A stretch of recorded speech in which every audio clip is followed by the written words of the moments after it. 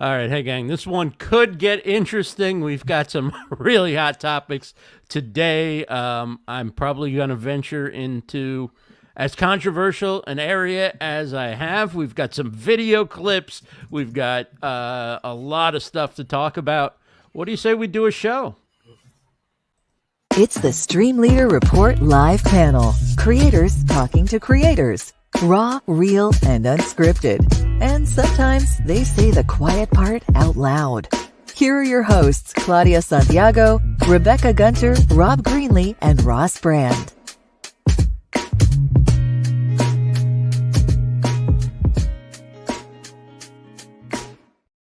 All right, welcome to the StreamLeader Report. I'm Ross Brand. My show is the StreamLeader Report. And joining me today, Rebecca Gunter from Business in the Raw, Rob Greenlee from The Trust Factor, Claudia Santiago from VIVA-LA-STAGE.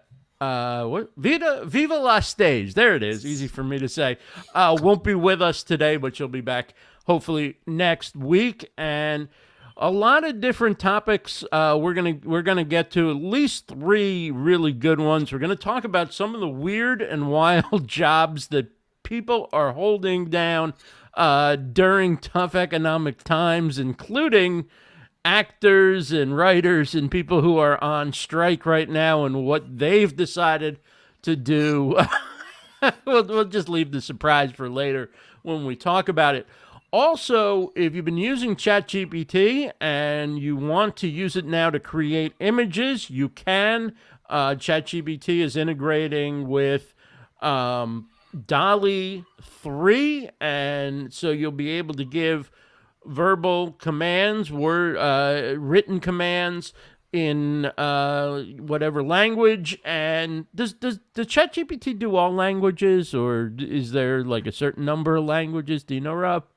I'm not sure how many languages. I know that they've been trying to make it as multilingual as possible. So I'm not sure what the scope of that is, but I think it's pretty large would be my speculation. Well, given this is a show in English, I definitely know that ChatGPT supports English. So if you type in English commands, you will be able, through the integration of DALL-E 3, which I think is available in the Plus or the Premium version, you'll be able to get images back. And I tried to use it last night, and I don't know if it's integrated yet or not.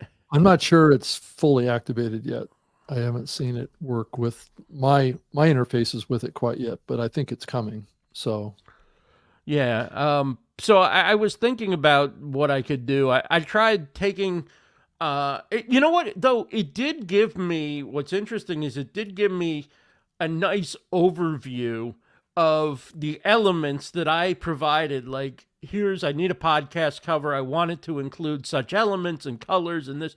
And it gave me like an entire idea of a design back, and colors and shading and little images and where the text should go. And it was very, very helpful right there. That's a big factor too, is the ability to actually do text. My testing of the DALL-E service prior to version 3 was it just slaughtered any kind of textual based content on it. I mean, I would explicitly say, type this on the image, right? And it would come back with gibberish. So it's like it didn't even know English, which was really kind of weird, or any language at all. It was purely written for visual presentation. Now on Canva, I've gone into where you go into what do they call it? Where they have like the shapes and the stock images and that section. I forget what they call that section, but there's elements, perfect. And you're able to drop some text in, but it has to be very simple. I haven't found it that effective yet. I'm not sure if there's another place in Canva where you can give more detailed description of your entire project, and it would churn out a picture. That I haven't really tried yet. I did it I think it's yesterday, still actually. early for that kind of stuff. Oh, you right? did, Rebecca. Where did you in In Canva? Canva, yeah, which by the way, I'm like a bull in a china shop. I'm terrible in Canva. So I'm like hunting and pecking my way around. But I was trying to create a YouTube cover card around this presentation I gave for positioning for podcasts. So I put in podcast on a pin, and it came back with 4 images, and they were all kind of names of podcasts on an enamel pin. Okay. So I think it's very literal. Oh well, I don't know. I was surprised actually at what I got back. Was it what I was looking for? No, I was kind of looking for like maybe a pin on a map and some sort of representation, but we kind of got there in Canva. And you did all that in the elements section? Or? Yeah, I typed podcast on a pin, and then the 4 things that came back looked like kind of a podcast name on an enamel pin. So you saw kind of an enamel, like a lapel pin versus like a push pin. And I didn't go any further than that and try and refine it, but I did do this thing you're talking about yesterday. I tried to have it do a cover, even though I tried to have it do a cover. I had a show called Live Stream Stars for 3 years, like in the 2015, 2017, and I wanted to just have a podcast cover that I could put on my website. I don't have a separate feed for it. Those episodes are in another, larger podcast feed. But I just wanted to have an image that looked like a podcast cover to put next to other images. And I was like, okay, put 2 microphones on a table outside in a dark, like late early evening, kind of lit by the stars, right? And then, whatever. And it just never really got there, like to what I wanted to have. So finally I said, I don't really want to spend any more time. Okay, I'll just throw my picture on it or something and put the words. But really, I wanted to come up with some like creative design, but between the AI and my simple design skills, I couldn't really pull it off. Yeah, I just don't know if these tools will be all that robust with this anytime too soon, but it does appear that it's heading that direction. I know that the ChatGPT tools have been talked about being able to support, being able to import, let's say, an audio file or a text document directly, like uploading to it. And I do believe that there's a function in there that it was pointed out to me yesterday where you can do that already. It's just that it's a setting inside of the settings area. It's not like in their mobile app. It's not, or on their website. It's not visible if you just log into your account and look at it. You have to dig in and throw like a little throttle over, and it'll have that ability. But it's still pretty limited, and that's one thing. The deeper I get into this AI stuff, the more I realize that GPT is powerful for what it does, but we're still a long, long ways from it really being able to do what the promise of AGI is, which is the full kind of capability of what is probably coming with the artificial intelligence technology. So it's still early. Welcome, live podcast media. Welcome. Good to see you. So when you see people and like on their Facebook profile, they have an avatar or an illustrated version of themselves that was AI generated. Is that something they're doing in Midjourney, you think? Probably, yeah. That's the most Have you common. tried that one? I have not tried it myself, but I do. And my co-host on the New Media Show uses the Midjourney tool all the time, and he's struggled with the text part of it too. I mean, because he's trying to create like episode art for podcasts, right? And that always includes some sort of textual messaging on the image itself. So he can go in and generate kind of a creative expression of what the show's topics were, but then he has to go into an image editor and layer in the text. So it's been, I think now with the release of iOS 17, the podcast app on Apple iOS supports episode art now. So So the timing of this with GPT and DALL-E going to version 3 that convergence is starting to be an opportunity in the podcasting space for people to start creating some creative episode art for their podcasts in AI technology. Say a quick hello to Barb TUSA, Barb Tomlin, who's been a part of the scene in the live streaming world for as long as I've been a part of it, and contributed to my first book. It's great to see you, Barb, and thanks for joining us. Let's move on to, I guess, one of the biggest stories in the online media space going on, and that is the cancellation of a man who has the same last name that I do, but is no relation whatsoever. I don't take any responsibility for his bad things or good things. We're just going to look at the situation. And I guess I'm going to start with what I think has implication for the most people who would be watching, listening right now. And that is, YouTube decided to demonetize him using the explanation of off-platform behavior. Right. My first thought is, well, we don't even know innocence, guilt, whatever, okay?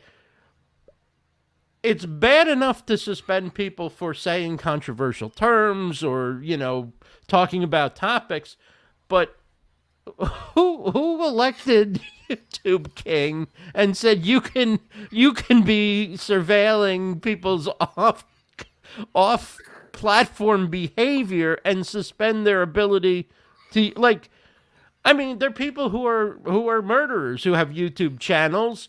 They serve their time. They come back.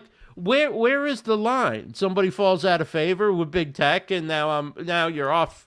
I think this is a pretty scary, slippery slope for all creators. Means any of us could be pretty much dropped for any reason. It does kind of look like that, doesn't it?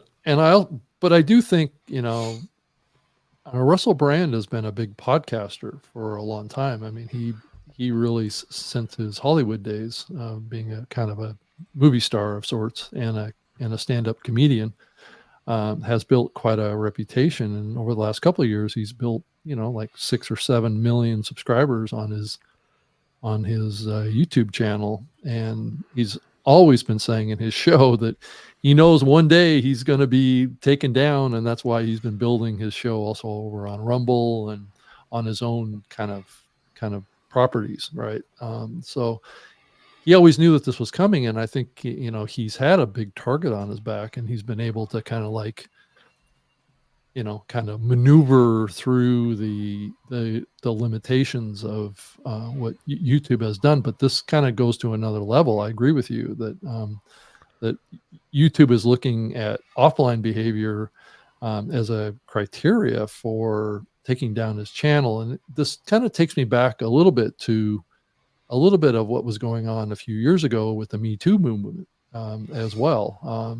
This does have a little bit of, brings back memories of that era as well, where women could make accusations against men, and you were guilty till proven innocent. And even in a lot of ways, you weren't ever found innocent of anything, or really guilty of anything. It was just the accusation that got you in trouble. And that's kind of what's happening to Russell here. So are we heading back into another, Me Too movement? Is that what's happening here? I'm not sure. I think this is a creative use of Power. The power of right. I don't know how to say it, but there is no question that the three people on the screen, Russell Brand, the football coach from Michigan State, whose mind escapes me, for Mel Tucker, and right. Professor Joshua Katz from Princeton, there's no question that those guys, if they didn't cross the line, they were right on it, and very possibly In fact, I don't know about Russell Brand. The other two definitely did things in the past that could not. I think flat out wrong might have even been fireable, but that isn't when they got fired. Like Right. the professor at Princeton had a case before the university. He was suspended for a year, forced to go to counseling, whatever. He did everything that he was supposed to do, was back, and then he spoke out against the radical group of professors who were making demands for special treatment. And then people said, well, let's go look into his past. Why did he disappear for a year? And ultimately, then he got fired for something that happened in 2003 or 2005. With Mel Tucker, he became the head coach at Michigan State. They won like 11 games one year. They beat Michigan. And all of a sudden, he was this hot coach, and they gave him a $95 million contract. That's huge. And then they found out maybe he isn't as good a coach as they thought he is. So they were aware of allegations from 2022 about a phone call. But I think when they realized he might not be able to turn it around and win the kind of games, they decided, what can we use to get out of a $95 million contract? Because if we fire him for not winning enough games, we have to pay him the entire contract. But if we fire him because he was inappropriate on a phone call, and if coaches and people in athletics got fired for being inappropriate on a phone call. Sorry, I covered sports, but the stories you hear are legendary, okay? They would have paid whoever was off, and then, like, a winning coach, this Oops. all right, I better shut up. But this is so minor. It's not the reason why he's getting fired, and that's where I think the issue that I think is that the crime wasn't really a crime until there was another benefit of punishing somebody for it, and that's what's going on. I think this is the quiet part out loud that we advertise in the open. And I think that's going on with Russell Brand. Everybody knew he was a player. He was a predator. He was aggressive sexually and all that. And they were all fine with it as long as they were making money off of him and that people could be close to fame and whatever. I always thought he was a repulsive character. But in the last couple of years, he's decided to go after those that can't be gone after. Big Pharma, the military-industrial complex, media, and he's doing it coming from the left, and so he's a threat to those who can laugh off a Sean Hannity or somebody, but have a harder time. Sean's an establishment figure, low taxes, whatever.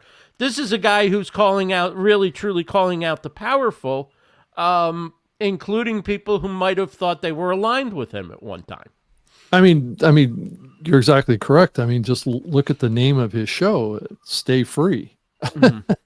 So he's all about talking about how people or his opinion, his thoughts around maintaining humanity's freedom, and that's an interesting, whether it be free speech, whether it be just freedom, democracy, or whatever. That's really been his effort here, is to call the powerful, like you said, Ross, to account for what they're doing here. And I've always felt that he would probably be canceled at some point. Now, granted, as far as I know, he can still do what he does. He just can't monetize.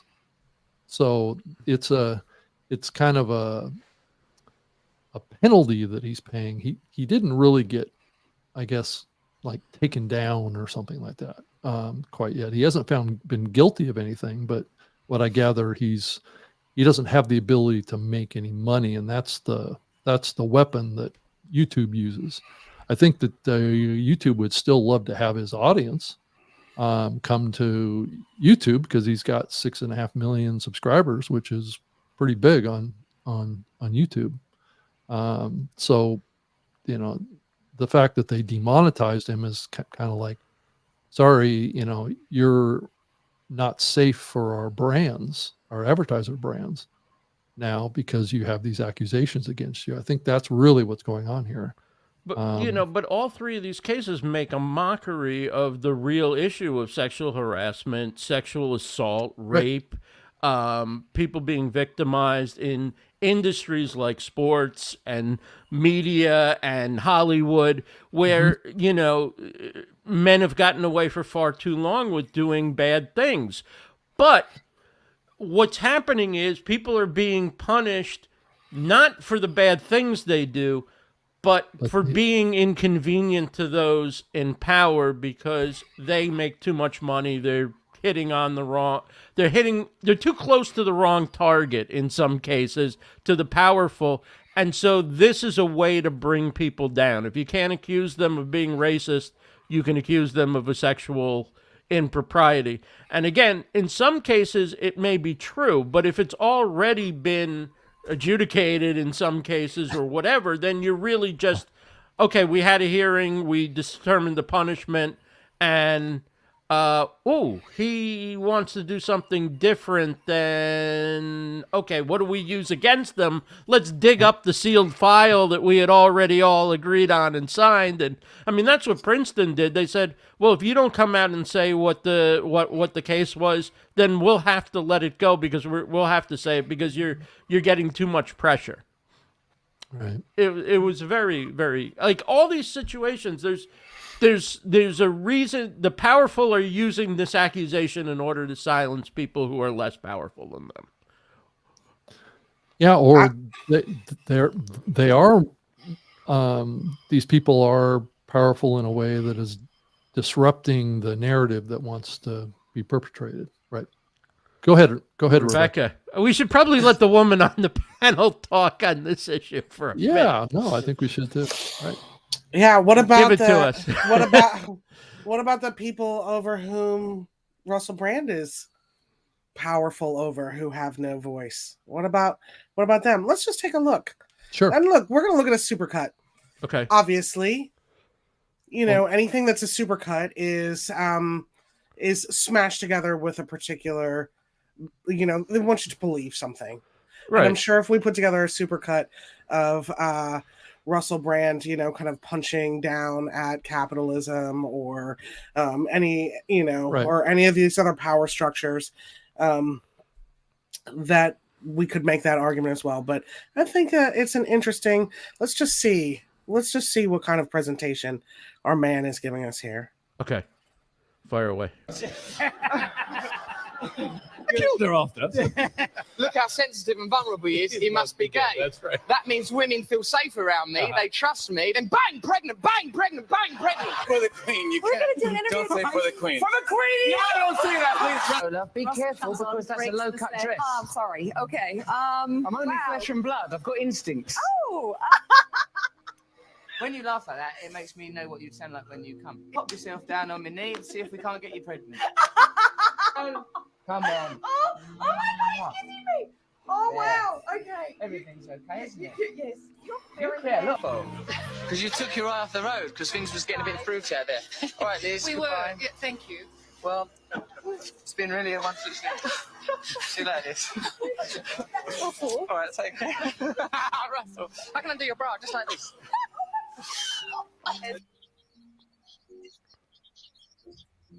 What do you think that gesture means, the way you're touching that bottle? What does that indicate? What's the subtext of that? You're a sex addict, is that right? I don't know if it's right, but it's fun. Oh, and also I raped someone once. Sorry about that. Whoa, that's not good. Yeah. Well, I did start out by saying he was a repulsive character in my... You did, and I'll just say, like, in response to, you know, whether or not the Me Too movement is a way to cancel people, the amount of men who are accused of doing something that it didn't happen is so pale in comparison to women who make allegations where it did happen. And in this case, no one is safe around. People are not safe around him. And it does reinforce what we call on TikTok grape culture, like grape culture. That is a terrifying reality for women. This doesn't happen in a vacuum. This happens all of the time in many, many situations. It's pretty ubiquitous. So I hear you that when does YouTube have the moral ground to cancel somebody? And this isn't something that's baked in his deep, deep past. These allegations are happening right now. And when do we decide that influencing culture is an important thing that we're doing on this platform, and that perhaps folks who engage in this kind of personal brand, shall we say, maybe don't, maybe we don't want to encourage them. Let's say that part out loud. I don't think we want to encourage that behavior whatsoever. And if he's continuing to engage in it, if those were recent interviews, I don't know when the MSNBC thing with, I guess that was with Mika Brzezinski or whatever. That was, I mean, if he was doing that now, then bleep. I mean, he should never be invited on any show again. He's a predator and shouldn't be, like, if he's behaving that way, then, but they've drudged up things far in the past. And, again, I think people were putting up with it as long as he came on MSNBC and said what they wanted him to say.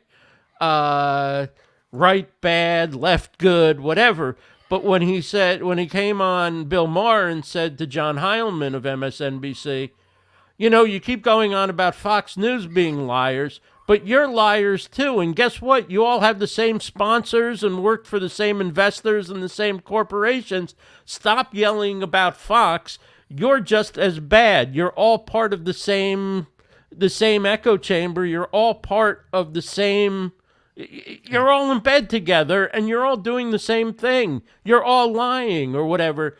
And if somebody from the right said that, that would be like, oh, yeah, just defending Fox. But when somebody from the left said it, it was unacceptable. He had to be excommunicated. He was too close to the target. He was calling out MSNBC and CNN as not fighting for the people or the little guy or the working class, but protecting powerful interests of big pharma, just like Fox News does. And that's why he has to be destroyed now, because he was acting like this clearly in front of very powerful and influential people who just laughed it off or were okay with it. Welcome to our world, by the way, because that's what happens is it gets laughed off.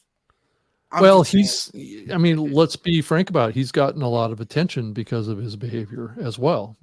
It's been reinforced. It's been paid off over the years. And if he would have been probably shut down to some degree or not paid attention to over many years, that probably should have happened a long time ago. But why, I guess, and this gets back to what Ross is saying, is why all of a sudden now? Why is all of a sudden his behavior now being called to account when he's been doing this behavior for 20 years? And I mean, a lot of people are getting called out right now. Chris Rock, CeeLo Green, like a lot of people are kind of being called to the carpet. Okay, but why now? Why, if they are a challenge to the orthodoxy right now, if these people are challenging people's beliefs, does it really get back to that we are in a cultural change moment again, or have we been in a cultural change moment for the last 5 years? And why wasn't this called out 5 years ago if it was so bad? So, I'm curious what you guys thought, because we didn't have the StreamLeader Report weekly live panel show back then. Right. What did you guys think when Trump got booted off of Twitter? Well, I think that's a special case. I mean, you have to look at that. He was the president of the United States, right? For a platform to kick off the president of the United States is a pretty significant move for any platform. So, what I feel about it, you know, a platform can do what they want to do. It's typically a private company. It depends on what their terms of services are. I've worked for many corporations too that have terms of service that specify what type of content is allowed on the platform. So I don't necessarily legally can say that these platforms don't have a right to do what they do, because I think depending on their terms of service, which very few people actually read the fine print of terms of service, could clearly specify that the behavior that Russell Brand has been perpetrating should give them the right to take them down. But very few people read those terms of service. So most people, when they see this happen, don't really understand the full context, because maybe the terms of service of YouTube currently say that your offline behavior can impact our decisions around whether or not we're going to monetize that content.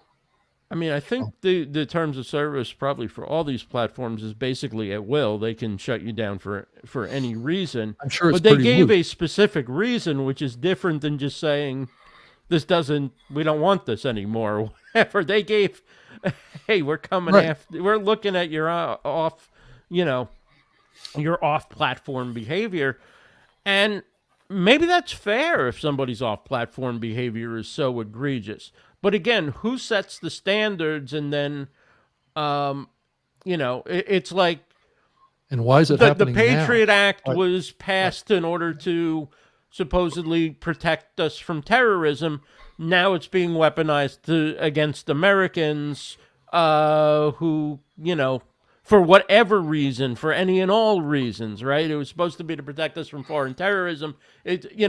Most laws was that when somebody tried to set off a shoe bomb supposedly in 2002 or late 2001, yet we're still taking in 2023, we still have to take our shoes off at the airport, even though they've got supposedly those sophisticated screening machines and all these Right. different things.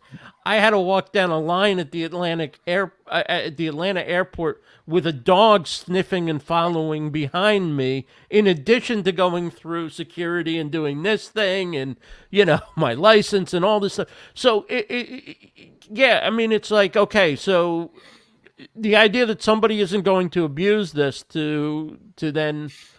And maybe as a private company, they can do whatever they want. But the idea is this sort of more like the phone company, or, is this really a public utility in which it's become our town square, and they get special rights from the government to not be held accountable for what's published on their platform. So, it's hard to say. All I know is if the head of terrorist groups can have a Twitter account, then the president of the United States should have a Twitter account, whether or not he conducts himself, the way we would want. Let's put it that way. Right. Yeah, I think. Go. Sorry, Rob. Yeah. Go I was ahead, just Rebecca. thank you, honey. I know it's awkward. I celebrate all of the pulling back the curtain that Russell Brand does. To your point, and it is sus that a great dissenter now has been kind of put under the yoke of demonetization. It is disturbing. I don't think YouTube is the moral judge and jury, nor is Twitter the moral judge and jury about who can speak and who can't speak. And I would hope that that either our predatory behavior would start to become less sexy, for lack of a better word, and that we could kind of do that, make our own decisions around it.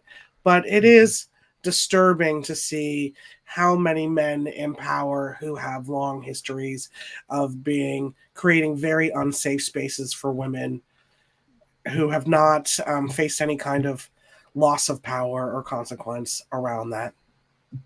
Well, I think if he's continuing to act this way, then he shouldn't be invited on shows. Then he should be called out for that behavior. And, being being right about a political concept or being over the target on cultural, economic, political issues doesn't give you a pass to abuse people and Right. Oh, I think that makes you sense. know, Yeah. and abuse your power, and so he should be accountable. And if he did what he's being accused of, that's why we have courts. You know, it needs to be, the court needs to be the one to decide. I know that kind of puts victims through a tough situation, but And also the believability of women is like way down here. What were you wearing? Why were you walking out late at night? Why did you show up to work that day? What did you say?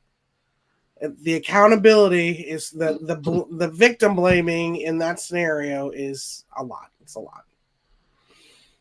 So I don't know if like the courts are like truly the answer. However, I hear you that's right now. That's what the court of public opinion should not be tied to freedom of speech. I mean, Yeah, I like, think go ahead, Ray.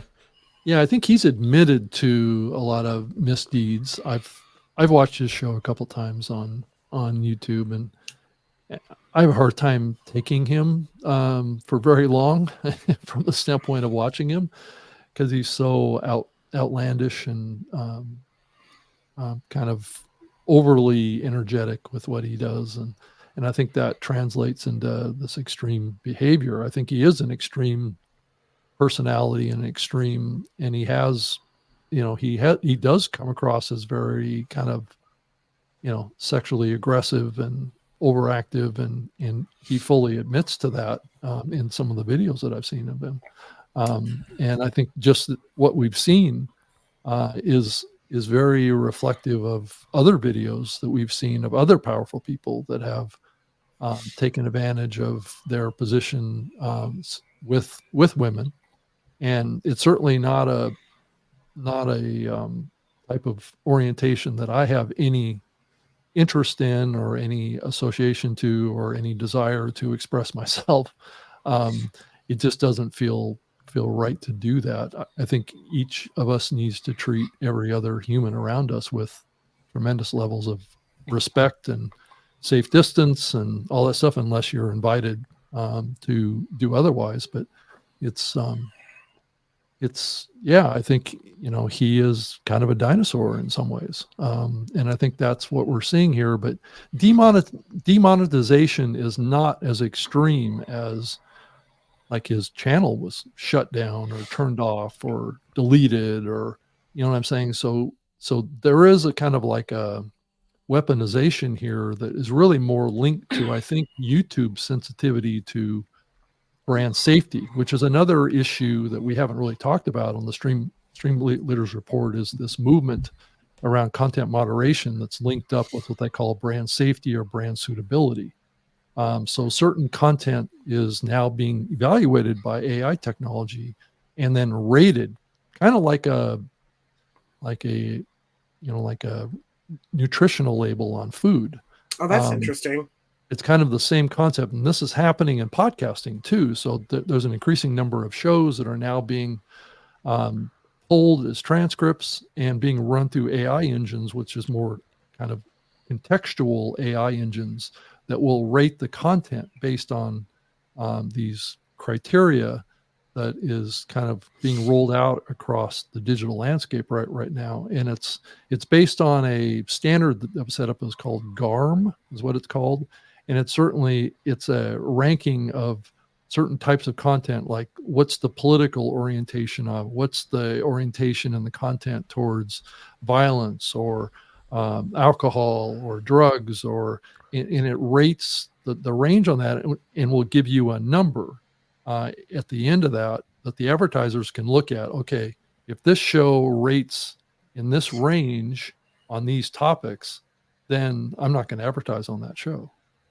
So this could be linked up with that with YouTube. That's interesting. But this whole thing with what's happening with this accusation, which is outside of YouTube as a criteria for that, it sounds like what YouTube is doing is expanding that moderation to really be sensitive, overly sensitive, or sensitive to these brand advertisers that are spending money on YouTube. And if Russell Brand is getting a lot of viewers to his content, and there's a chance that he could say something that would be, hurtful to a brand advertiser of some sort, then that would be something that they could use as a reason to demonetize him, and say, sorry, there's no ads on your content anymore because we don't feel safe selling your content to an advertiser. I don't even know if he is even opted into that methodology, but I think he is. So, I mean, I think a part of it is more just like putting a warning label out there. Really, that's what this is about. Like, don't listen to this guy. He's a bad person. Do not listen to anything he says about Big Pharma, the war in Ukraine, what your government's doing, what corporations are doing. Don't listen. Don't pay attention. He's not a reputable person, and he may not be. He may not be. But I think that is at least part of the point of it. And did Google and YouTube, is this a solely independent act, or is the fact that most of big tech's so intertwined with the military-industrial complex that it's, again, higher powers in the government, in the military industry, putting pressure. Let's keep this guy quiet, a little more quiet. Let's. This guy's a problem. Let's. Well, I wouldn't be surprised if those type of folks have been looking for ways that they can de-emphasize what Russell Brand is doing, because I think he does have speech that maybe threatens what they're trying to accomplish. So let's all keep our eyes on Jon Stewart. If he goes down, we know it's the thing. Well, right. He's another vocal dissenter that speaks truth to power. So he can be our canary in the coal mine to see whether or not this is. Yeah, it is a warning sign, though, of what's happening to our media culture, and how much power is there as we shift more from broadcast medium, which is a very controlled environment, right? And it always has been, to a less controlled environment, which is increasingly becoming more controlled, just like broadcast media has been. So I think that there's definitely a power shift happening right now from online creators that has got the establishment alarmed and concerned and wanting to crack down, just like they've done with the broadcast medium. Yeah. So where do we go from here? I don't know. Hot I think hot that's a topic. good question, Ross. I'm not sure.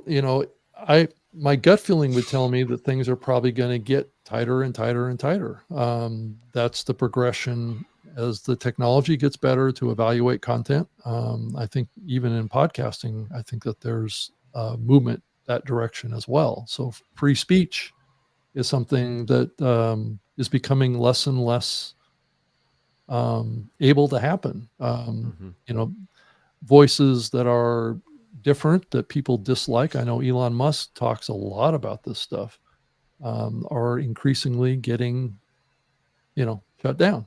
And that maybe that's a good thing for those that, have a particular, values assessment of this. But I think we do have to look at the big picture and say, well, maybe free speech is the ability to say things that not everybody agrees with. Or are we moving towards a world where everyone has to agree? Yeah. I mean, one of the things about Musk, as much as I like the free speech aspect of what he's done and how he's pulled back the curtain of what went on at Twitter under the prior regime, for a person with as much power and influence, he is not very responsible in how he uses his Twitter sometimes. I mean, like, I mean, he's one of the world's smartest, people. He's one of the world's wealthiest and most influential. And sometimes he just acts like another troll who's picking fights and, It's sort of like, I don't know if you've seen his don't interview. get to be above that a little bit, if you're running. Yeah. But maybe that's better than, the nameless, faceless people running other big tech who you don't really know what they think or what they. Right. Although I think you don't know what Musk really thinks either, because he's he's playing a lot of games as well. Did the cage match ever happen? No. It never did. No, and it probably was never going to happen. So yeah, I did. That was just. I wasn't holding my breath, Rob Greenlee. Yeah, that was a whole stunt. So. The thing for people like us is that unless you have a really huge channel and you're famous or you're just a massive presence or whatever, then you do have a lot of people speaking up for you, and you can sometimes get these decisions reversed or get a hearing. But the average person does not have a customer service rep. They can just call up and go, oh, you got this wrong. Here's the evidence that I didn't say that on my show or whatever. Yeah. There's basically, they don't hear appeals, really. I mean, I guess sometimes somebody takes a look, or they even have, a bot that can review your request or who knows what. But, I a lot of people say, it's just like, they're fine with just problem. Let's just shut it down and not listen to the average user. Yeah. And in some ways, this is a distraction from what, let's say, a Russell Brand talks about in his content. So those that have never watched his show or have not seen his values, he's a very intelligent person. That comes across very much so if you listen to his show. He has a very bright mind. He's a very powerful communicator. But at the end of the day, his behavior is now getting in the way of his message, right? If his message is around freedom, do we want freedom as a society? If that's his message, and he's been communicating about threats to all of our freedoms, I guess all of us have to decide, as each one of these people that talks about our freedoms gets shut down, you have to wonder if that's the real agenda here. I don't know for sure. I just see what's happening, and the people that are speaking up and speaking out and being controversial and stuff like that are increasingly getting shut down. And you have to ask, why is that happening? Yeah. Well, Rebecca's got a great topic that we want to make sure we get in, because she brought, this is a wonderful topic. There are strange and wild and wacky jobs that people are doing during tough economic times, including famous people and people who are on strike. So Rebecca, set it up. Tell us a little bit about some of the jobs that people are doing. Well, I was tickled and delighted this week to see that there's a union solidarity coalition for obviously striking SAG actors and writers. Right. And so some delightful personalities have shown up to auction off some services off of eBay that would then sponsor, contribute towards some relief for the funds. And so if you'd like, I have a piece of media for that. Yeah, please. Let me bring that up. Okay. All right. Fire away. Okay. Yeah, here we go. It's very cute. Union Solidarity Coalition is auctioning off experiences and items to raise money for their crew's healthcare fund. And here's some of the craziest things you can bid on right now. Natasha Leon will help you solve the New York Times crossword puzzle. Adam Scott will walk your dog for 1 hour. You can even join him. You can have Lena Dunham paint a mural in your home. You could bid to have the cast of Bob's Burgers write a song about you and perform it for you. This, you don't understand. I need it. Look at his work. I need one. They're also auctioning off a pottery class with Busy Phil, dinner with Bob Odenkirk and David Cross, a Zoom with Sarah Silverman, a Zoom with Maggie Gyllenhaal, a Zoom with the cast of New Girl. Why am I poor? And instead of paying rent this month, you could bid on an apron signed by the cast of The Barry. So much money. Yeah. Adorable. Absolutely adorable. Side hustles. What I immediately came to the thought is like all these people. It's like to heck with their Hollywood careers and their writing careers. They just do this. Well, interesting you should say that, Rob Greenlee, because on the other side of that, to heck with your career, OnlyFans now has more than 3 million content creators and is a global business, says the CEO. There's been a huge uptake in creators joining last year. The total is 40%. So, facing economic hardship, sad about corporate greed and graft, and that everything is up 40% while wages stay stagnant, you can move on over to OnlyFans. Well, think about the opportunity of making money from unconventional ways of doing so as we move into the AI revolution. I think it's probably not a bad direction to start thinking a little more creatively about how we at least reserving a channel on OnlyFans. Right. You might not be ready to put some content out, but just in case things go south. I mean, especially if you're a writer right now, right? AI is probably going to replace you anyway, so you better start thinking about other side hustles. Exactly right. Speaking of AI taking jobs away, also some adorable TikTok-y content suggesting that AI replaces all CEOs. So maybe CEO jobs are up on the chopping block. When you, I mean, to your point last week, if anyone didn't see us last week, go back and watch the replay. When in real time, what did we solve with ChatGPT?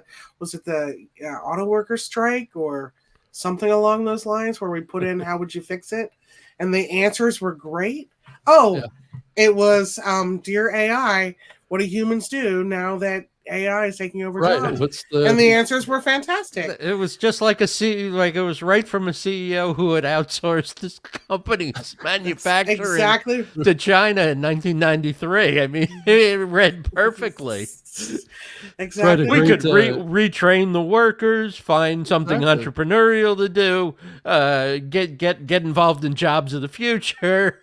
Right. Sorry, I have to let you all go, but here's some other ideas for you. Sorry, we're going to destroy this town that's revolved around the factory that's been here for 5 generations. But I'm sure you'll find a job coding in Silicon Valley. Don't forget to double down on your personal growth. Yes. Right.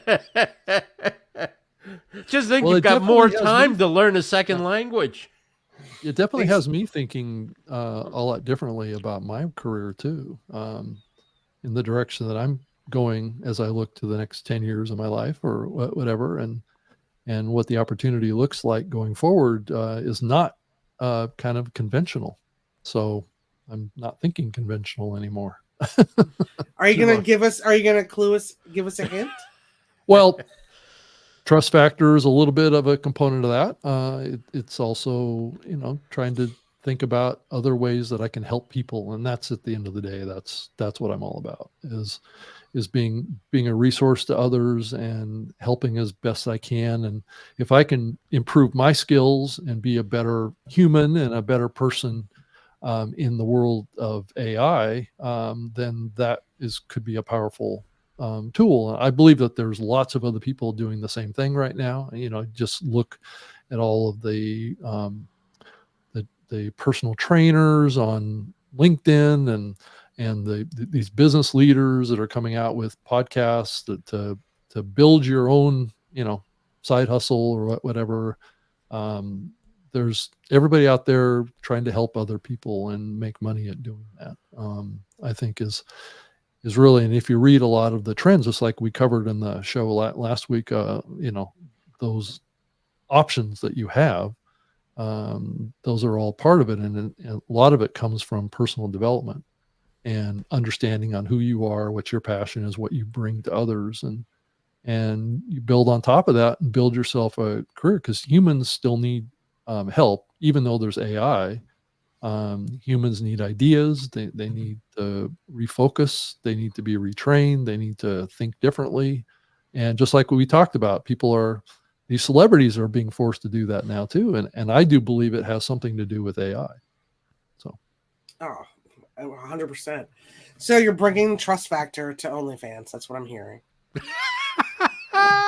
Right. Yep. You heard it here first, folks. So, what do you think is the future then, like in the creator space? Like most other space, like almost all spaces, Part of it. There's like a 1% that have the majority of the earnings and the opportunity and all that. But at least in, the old sort of working structure, everybody else had a job and there wasn't such a divide between what the CEO made and the person on the shop floor.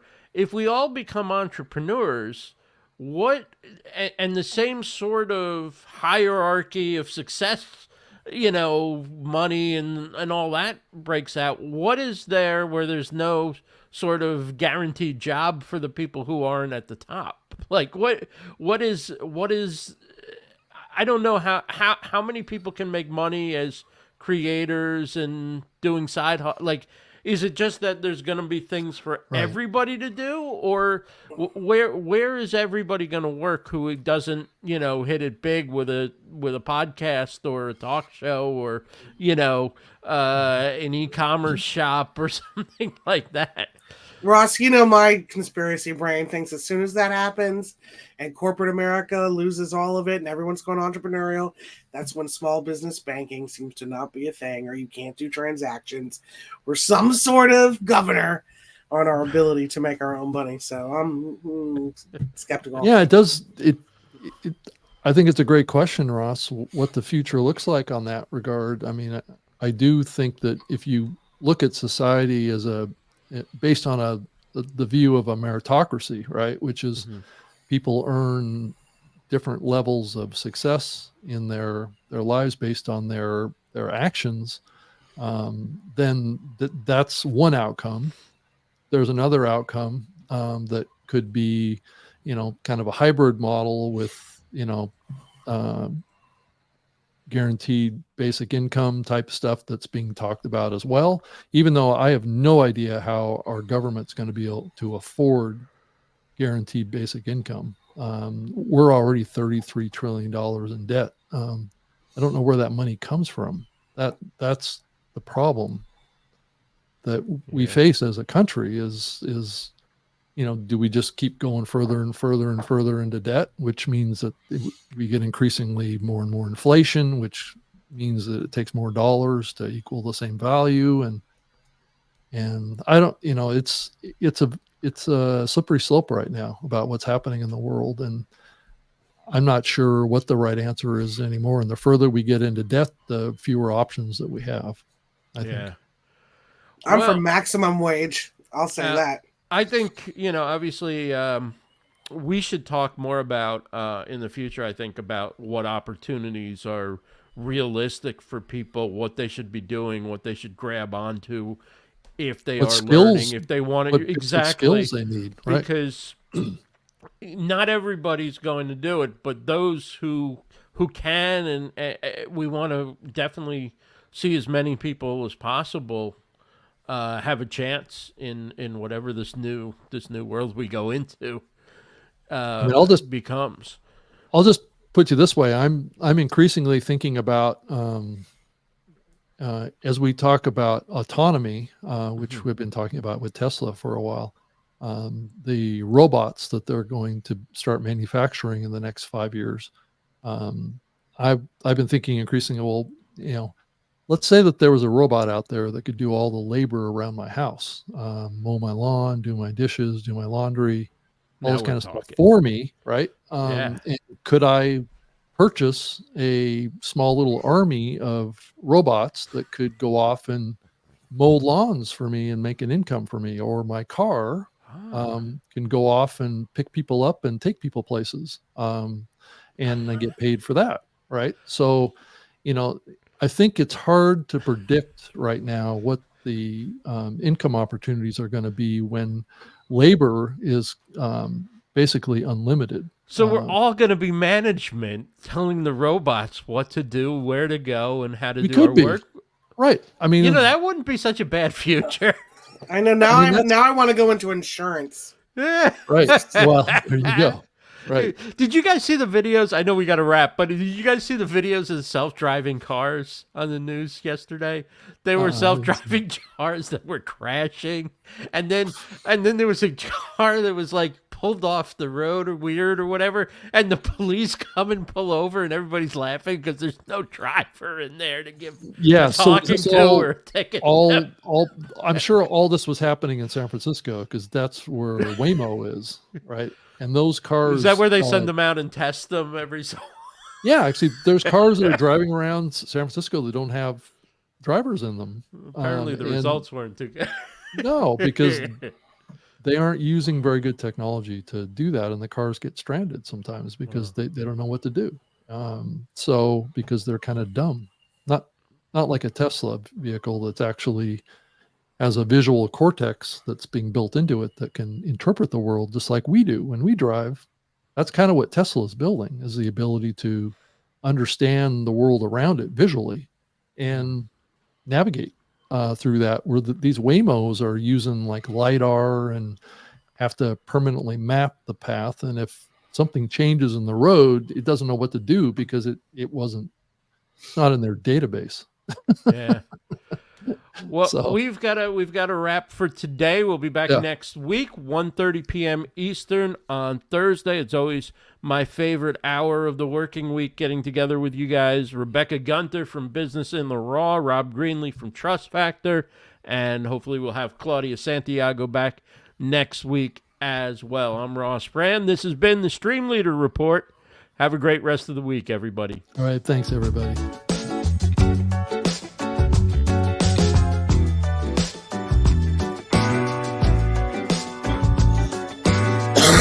Boom.